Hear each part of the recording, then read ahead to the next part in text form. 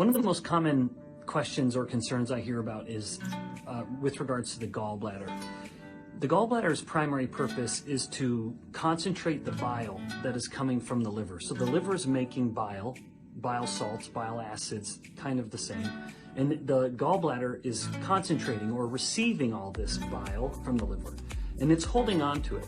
And then when we eat fat, as that fat is coming down the intestines, then the gallbladder will be stimulated to contract and then eject all of that bile into the small intestine to emulsify all the fats. Basically take a blob, fat wants to blob together, and then the bile salts will work their way into this, pushing all the, basically pushing a big blob of fat into a bunch of smaller blobs of fat.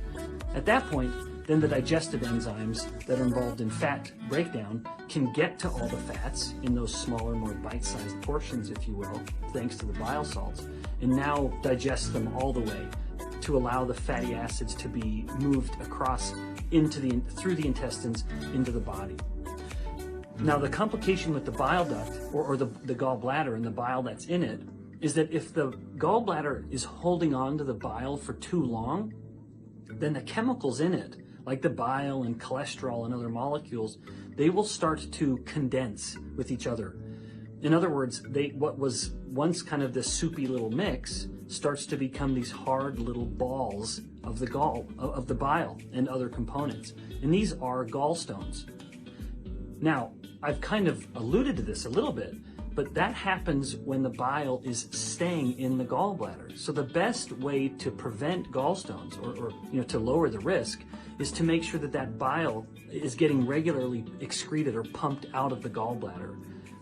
And again, of course, the best way to ensure that the gallbladder is regularly emptying itself, thus preventing gallstone formation, is the consumption of fat. Now, what's so interesting about this is that often when people will engage in a very low calorie, thus low fat diet in order to lose weight, ironically, they're losing weight, but they are paradoxically putting their gallbladder at risk because all of that bile is just sitting there in the gallbladder, waiting to be excreted into the intestines with the consumption of fat. And it doesn't happen. So these little chemicals start condensing, coming together, forming this stone.